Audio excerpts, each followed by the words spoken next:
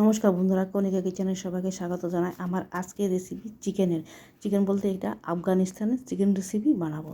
তার জন্য এখানে আমি একটা মিক্সির বাটিতে পুদিনা পাতা, ধনে পাতা, রসুন, আদা, কাঁচা লঙ্কা, কাজু বাদাম আর দুটো মিডিয়াম সাইজের পেঁয়াজ কুচি করে জল দিয়ে ভালো করে প্রেস করে নিলাম। দেখেন এইদিকে একটা বাটিতে টক দই ফ্রেশ ক্রিম নিয়ে একটা চামচের সাহায্যে ভালো করে ফেটিয়ে নিচ্ছি।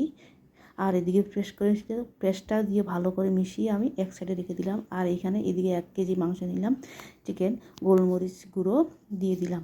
আর যে পেস্ট করেছিলাম এই পেস্টটা 2 থেকে 3 চামচ দিয়ে ভালো করে মিশিয়ে নিচ্ছি। এখানে লবণ দিয়ে দিলাম, চিকেনের মধ্যে সাদা তেল দিয়ে ভালো করে ম্যারিনেট করে আমি প্রায় 30 মিনিটের জন্য ঢাকা দিয়ে রেখে দিচ্ছি। আর এখানে এদিকে একটা ফ্রাই প্যানে সাদা তেল ঘি সামান্য গরম করে পেস্টটা ঢেলে দিলাম, দিয়ে দিলাম ভাজা জিরের গুঁড়ো আর লবণ, হলুদ, ধনের গুঁড়ো দিয়ে ভালো করে মিশিয়ে নিচ্ছি।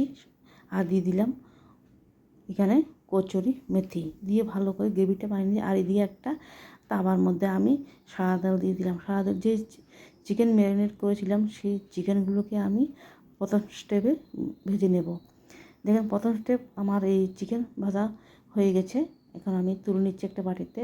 দ্বিতীয় স্টেপে যে চিকেন ছিল চিকেনগুলোকে আমি ভেজে নিচ্ছি। দেখেন চিকেনগুলো আমার সম্পূর্ণ ভাজা হয়ে গেছে। এখন আমি গ্রেভির মধ্যে ছেড়ে দিচ্ছি।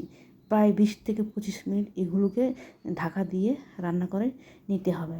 দেখেন 20 থেকে 25 মিনিট পরে ফিরে এসে দেখি আমার চিকেন রেসিপি রান্নাটা হয়ে গেছে। বন্ধুরা, আমার যদি চিকেন রেসিপি রান্নাটা ভালো লেগে থাকে তাহলে অবশ্যই একটা লাইক করবেন, শেয়ার করবেন, সাবস্ক্রাইব করে আমার পাশে থাকবেন।